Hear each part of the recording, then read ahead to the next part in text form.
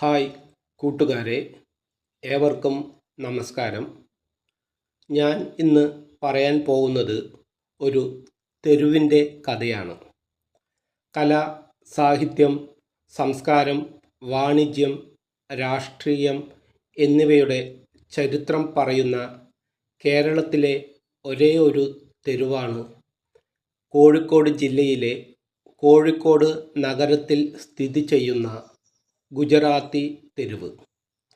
രണ്ട് സംസ്ഥാനങ്ങളുടെയും വിദേശ രാജ്യങ്ങളുടെയും സംസ്കാരം വിളിച്ചോതുന്ന തെരുവ്.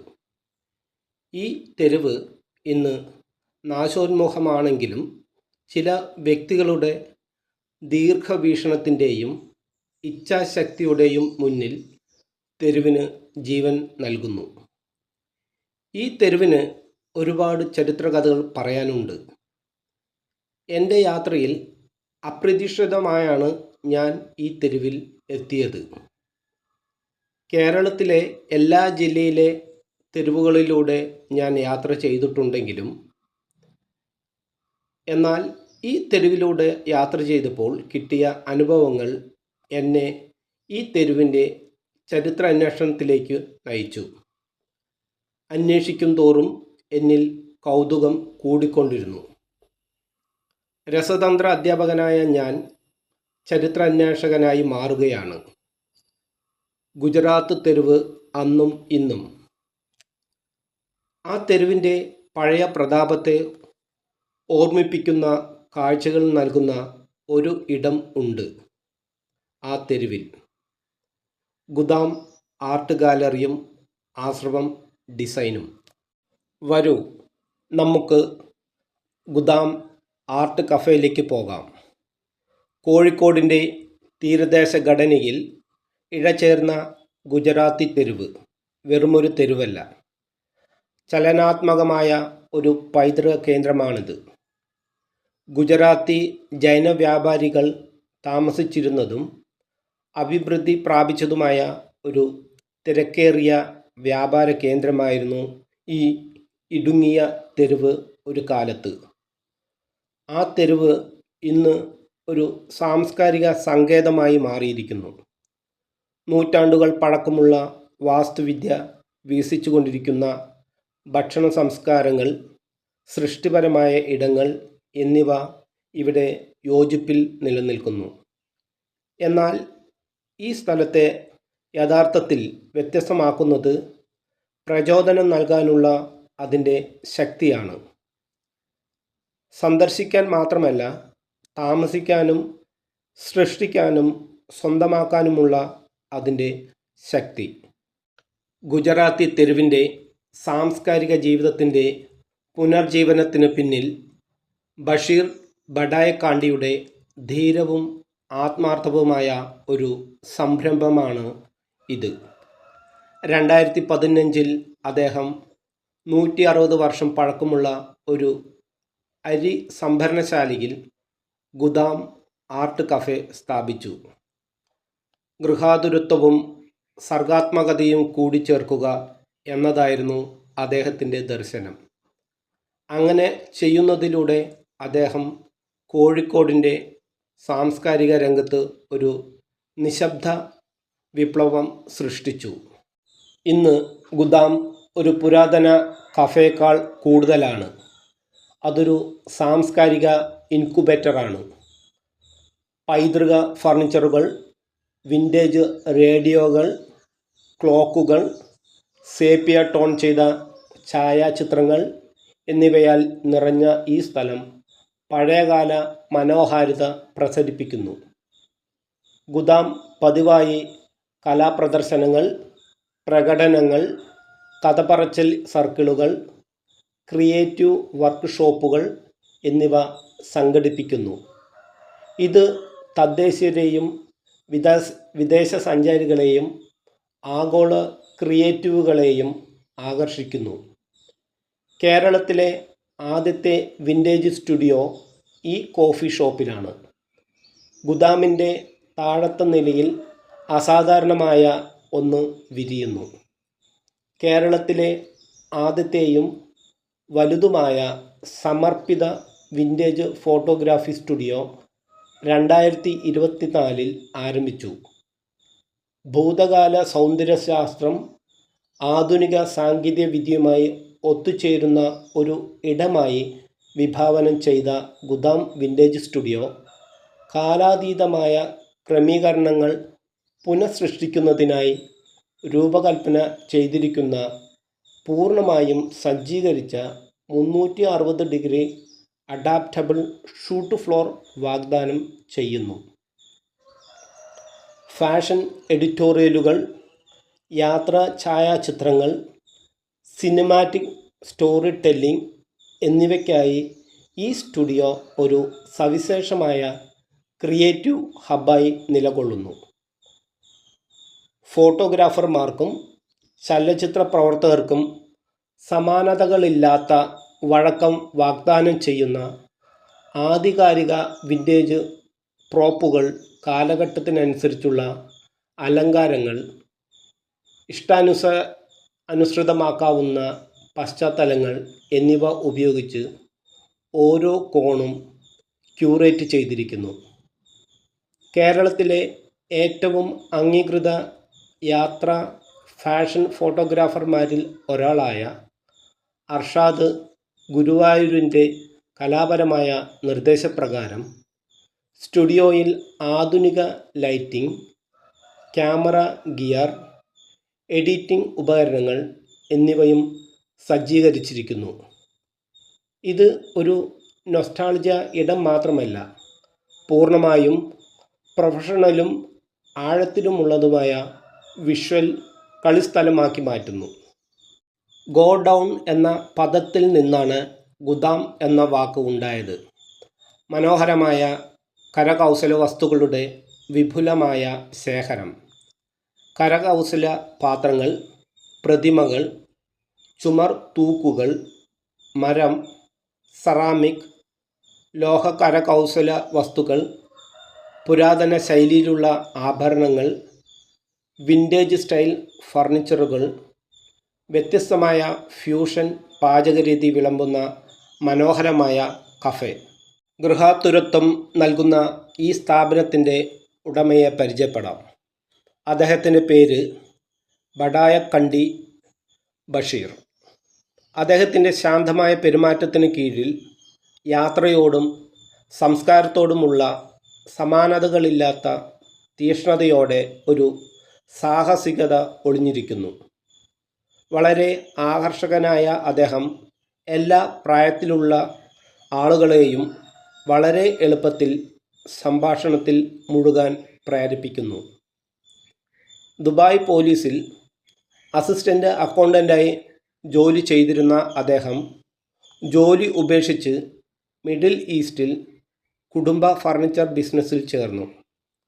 ബിസിനസ്സിൻ്റെ ഭാഗമായി അദ്ദേഹം നിരവധി രാജ്യങ്ങളിലൂടെ സഞ്ചരിച്ചു. ഇസ്താംബൂളിലും ഡമാസ്കസിലും അദ്ദേഹം പതിവായി പോയിരുന്ന കഫേകളിൽ നിന്നും പ്രചോദനം ഉൾക്കൊണ്ടാണ് ജന്മനാട്ടിൽ അത്തരം കഫേകൾ സൃഷ്ടിക്കാൻ അദ്ദേഹം തീരുമാനിച്ചത്. ഈ സ്ഥാപനത്തിൻ്റെ പണി പൂർത്തിയാക്കാൻ 2 വർഷമെടുത്തു. വളരെ സൗന്ദര്യാത്മകമായി രൂപകൽപ്പന ചെയ്ത അന്തരീക്ഷത്തിനു പുറമെ അന്താരാഷ്ട്ര മാനദണ്ഡങ്ങൾക്ക് അനുസൃതമായ ഒരു ആർട്ട് ഗാലറിയാണ് ഗുദാം. പ്രാദേശിക, അന്തർദേശീയ കലാകാരന്മാരുടെ കലാസൃഷ്ടികൾ പ്രദർശിപ്പിക്കുന്ന കോഴിക്കോട്ടെ ശാന്തമായ ആർട്ട് ഗാലറി. എവിടെ നോക്കിയാലും അപ്രതീക്ഷിതമായ കലാസൃഷ്ടികൾ ഗുദാമിൽ നിറഞ്ഞിരിക്കുന്നു. പുരാതന ഡോർ ഹിഞ്ചുകൾ, പരമ്പരാഗത കൊട്ടാര ഫിറ്റിങ്ങുകൾ, പരമ്പരാഗത മലബാർ വാസ്തുവിദ്യ ഡിസൈനുകൾ, അതുല്യമായ ഫർണിച്ചറുകൾ, വർഷങ്ങളായി നിരവധി രാജ്യങ്ങളിൽ നിന്ന് ശേഖരിച്ച വിചിത്രമായ കലാസൃഷ്ടികളുടെ ഒരു നിരയും ഇവിടെ ഉണ്ട്. കോഴിക്കോടിൻ്റെ ചരിത്രപരമായ കലാ വാണിജ്യ കേന്ദ്രത്തിൻ്റെ കേന്ദ്രത്തിൽ കലാകാരന്മാർ, പ്രൊഫഷണലുകൾ, വിദ്യാർത്ഥികൾ, കലാപ്രേമികൾ എന്നിവർ തമ്മിലുള്ള സഹകരണത്തിന് ഗുദാം വേദിയൊരുക്കുന്നു. പരിചയസമ്പന്നരായ ഒരു ഇൻ ഹൗസ് ക്യൂറേറ്ററും പ്രൊഫഷണൽ ആർട്ടിസ്റ്റ് മാനേജ്മെൻറ്റ് സേവനങ്ങളും ഉള്ളതിനാൽ കോഴിക്കോട് സർഗാത്മകത കൂട്ടായ്മ സൃഷ്ടിക്കുന്നതിൽ ഗുദാം മുൻപന്തിയിലാണ്. കോഴിക്കോട് നഗരപരിധിയിൽ ഞാൻ സന്ദർശിക്കാത്ത സ്ഥലമായിരുന്നു വലിയങ്ങാടി. വലിയങ്ങാടിയിലൂടെയുള്ള കാഴ്ചകൾ കണ്ടുകൊണ്ട് എത്തപ്പെട്ട സ്ഥലമാണ് ഗുജറാത്തി തെരുവ്. ഗുജറാത്തി തെരുവിൽ എന്നെ ആകർഷിച്ച കെട്ടിടമായിരുന്നു ഗുജറാത്തി കുടുംബങ്ങൾ കൂട്ടമായി താമസിച്ചിരുന്ന തെരുവിന് ചേർന്ന് നീളത്തിൽ സ്ഥിതി ചെയ്യുന്ന ഇരുനില കെട്ടിടം. ഞാൻ ഗുദാം ആർട്ട് കഫേ എന്ന ബോർഡ് വെച്ച വാതിലിൻ്റെ മുന്നിൽ എത്തി. തുറന്നു കിടക്കുന്ന വാതിലിൻ്റെ പിന്നിൽ 2 മീറ്റർ അകലെയായി ചില്ലു ഗ്ലാസിട്ട മറ്റൊരു വാതിൽ. ആ വാതിൽ അടഞ്ഞു കിടക്കുന്നു. 2 മീറ്റർ നീളത്തിൽ കിടക്കുന്ന ഇടനാഴിയുടെ ചുമരുകളിൽ ഇരുവശത്തും ആ കഫേയുടെ ചരിത്രം പ്രദർശിപ്പിച്ചു വച്ചിരിക്കുന്നു. ഞാൻ ചില്ലു ഗ്ലാസ് വാതിലിലൂടെ അകത്തേക്ക് നോക്കി. മങ്ങിയ വെളിച്ചത്തിൽ 1-2 സീറ്റുകളിൽ ആളുകൾ ഇരുന്ന് ഭക്ഷണം കഴിക്കുന്നു. ഞാൻ അകത്തേക്ക് നോക്കി നിൽക്കെ ഒരു യുവതി യുവാവിൻ്റെ കൈ പിടിച്ച് മുന്നിൽ നടന്ന് വാതിൽ തുറന്നു. അവർ കടന്നയുടനെ വാതിൽ അടഞ്ഞു. ഞാൻ ചുമരുകളിലെ ചരിത്രം വായിക്കുകയും ചിത്രങ്ങൾ പകർത്തുകയും ചെയ്തുകൊണ്ടിരിക്കുമ്പോൾ വാതിൽ തുറന്ന് ഒരു യുവാവ് പുറത്തു വന്നു. ആ യുവാവ് എന്നെ അകത്തേക്ക് ക്ഷണിച്ചു. ഞാൻ ആ യുവാവിനെ പിന്തുടർന്നു. ഞാൻ കടന്നതും വാതിൽ അടഞ്ഞു. വാതിലിൻ്റെ പിന്നിൽ റിസപ്ഷൻ കൗണ്ടർ പോലെ ഒരു ഉയർന്ന ഡെസ്ക്. ആ ഡെസ്കിൻ്റെ മുകളിൽ വച്ചിരുന്ന ഒരു രജിസ്റ്റർ ബുക്ക് ആ യുവാവ് എൻ്റെ നേരെ നീട്ടി. ഞാൻ ആ രജിസ്റ്ററിൽ വിവരങ്ങൾ എഴുതി. ആ യുവാവ് എന്നെ അടുത്ത ഇരിപ്പിടത്തിലേക്ക് ക്ഷണിച്ചു. ഞാൻ ആ ഇരിപ്പിടത്തിൽ ഇരുന്നു. അതിമനോഹരമായി അലങ്കരിച്ച ഗ്ലാസിട്ട മേശ. ഗ്ലാസിൻ്റെ അടിയിൽ നാണയങ്ങളും നോട്ടുകളും വച്ചിരിക്കുന്നു. ഞാൻ ചുറ്റും ഒന്ന് കണ്ണോടിച്ചു. ആദ്യമായാണ് ഇത്തരം കഫേയിൽ സന്ദർശിക്കുന്നത്. മുറിയിൽ വെളിച്ചം കുറവാണ്. ചിലയിടങ്ങളിൽ കൂടുതൽ വെളിച്ചം. മേൽക്കൂരയിൽ അലങ്കാര വിളക്കുകൾ. ചുറ്റുമുള്ള കാഴ്ചകൾ നോക്കിയിരിക്കെ ആ യുവാവ് ഒരു മെനു കാർഡുമായി വന്നു. ഞാൻ ആ മെനു കാർഡ് ഓടിച്ചു വായിച്ചു. അതിൽ എഴുതിയിട്ടുള്ള ഭക്ഷണങ്ങളുടെ പേര് ആദ്യമായാണ് ഞാൻ കാണുന്നത്. ഭക്ഷണങ്ങളുടെ വില കണ്ട് ഞാൻ ഞെട്ടി. 100 രൂപയിൽ കുറഞ്ഞ ഭക്ഷണം ഇല്ല. ചായയ്ക്ക് വില കുറവാണല്ലോ, എങ്കിൽ ഒരു ചായ ഓർഡർ ചെയ്യാം എന്ന് കരുതി മെനു കാർഡിൽ ചായയുടെ പേര് തിരഞ്ഞു. വിവിധ തരം ചായ. സാദാ ചായയ്ക്ക് 50 രൂപ. ഞാൻ 70 രൂപയുടെ ബദാം ചായ ഓർഡർ ചെയ്തു അവിടെ ഇരുന്നു. ചുറ്റും നിരീക്ഷിച്ചു. കോർണറുകളിലെ ഇരിപ്പിടങ്ങളിൽ ജോഡികൾ ഇരിക്കുന്നു. 2 മിനിറ്റ് കഴിഞ്ഞപ്പോൾ ആ യുവാവ് എൻ്റെ മുന്നിൽ പ്രത്യക്ഷപ്പെട്ടു. ഞാൻ ആ യുവാവിൻ്റെ കൈകളിലേക്ക് ചായയുണ്ടോ എന്ന് നോക്കി. ഉണ്ടായിരുന്നില്ല. അകത്തെ കാഴ്ചകൾ കാണാൻ എന്നോട് ആവശ്യപ്പെട്ടു. ചായ ആകുമ്പോൾ അറിയിക്കാം എന്നുകൂടി ആ യുവാവ് പറഞ്ഞു. ഞാൻ ഓരോ കാഴ്ചകളും കാണാൻ തുടങ്ങി. എൻ്റെ കയ്യിൽ പഴയൊരു ഫോൺ ആണ് ഉണ്ടായിരുന്നത്. ചിത്രങ്ങൾ പകർത്തിയാൽ വ്യക്തമായി കാണില്ല, കാരണം മുറികൾക്ക് പ്രകാശം കുറവാണ്. എങ്കിലും ഞാൻ ചിത്രങ്ങൾ പകർത്തി. താഴത്തെ നിലയിലെ കാഴ്ചകൾ കണ്ടു കഴിഞ്ഞിട്ടും ചായ കിട്ടിയില്ല. അകത്തെ ഓരോ കാഴ്ചയും കൗതുകം നിറഞ്ഞതും അത്ഭുതകരവുമായിരുന്നു. താഴത്തെ കാഴ്ച കണ്ട് കഴിഞ്ഞപ്പോൾ മുകൾ നിലയിലെ കാഴ്ചകൾ കാണാൻ ചവിട്ടുപടി കയറി. മുകളിലെ നിലയിൽ പാദരക്ഷകൾ ഉപയോഗിക്കാൻ പറ്റില്ല. ഞാൻ മുകളിലെ നിലയിൽ എത്തി. അവിടെ നിരവധി യുവതികൾ കാഴ്ചകൾ കാണുന്നു, സെൽഫികൾ എടുക്കുന്നു, മറ്റു ചിത്രങ്ങൾ പകർത്തുന്നു. താഴത്തെ നിലയിലും യുവതി യുവാക്കൾ സെൽഫി എടുക്കുന്നുണ്ടായിരുന്നു. ആ സ്ഥാപനത്തിനകത്ത് ഫോട്ടോ ഷൂട്ടിങ്ങുകൾ സജീവമായി നടക്കുന്നു.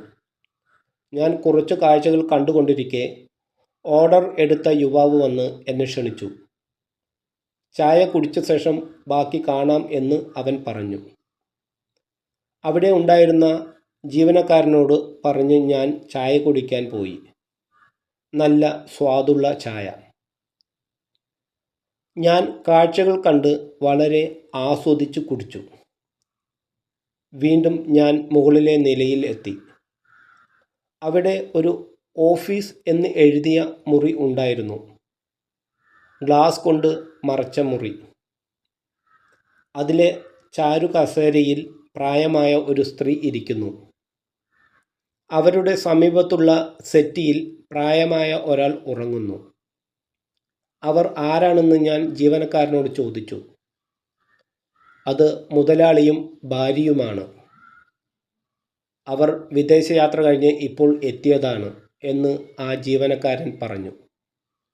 ഞാൻ മുഴുവൻ കാഴ്ചകളും കണ്ട് താഴെ കൗണ്ടറിൽ എത്തി. ചായയുടെ ബില്ല് തന്നു. ഞാൻ അവിടെ നിന്നും ഇറങ്ങി. ആ കെട്ടിടത്തിലെ അടുത്ത വാതിലിൻ്റെ അരികിൽ എത്തി. അവിടെ ആശ്രമം ഡിസൈൻ എന്ന് എഴുതി വച്ചിരിക്കുന്നു. ഞാൻ ആ വാതിലിലൂടെ അകത്തേക്ക് നടന്നു. ഒരു 4 കെട്ടിൻ്റെ പ്രതീതിയുള്ള നടുമുറ്റത്തേക്കാണ് ഞാൻ എത്തിയത്. ആ മുറ്റത്ത് തണൽ വിരിച്ച ഒരു ആൽമരം നിൽക്കുന്നു.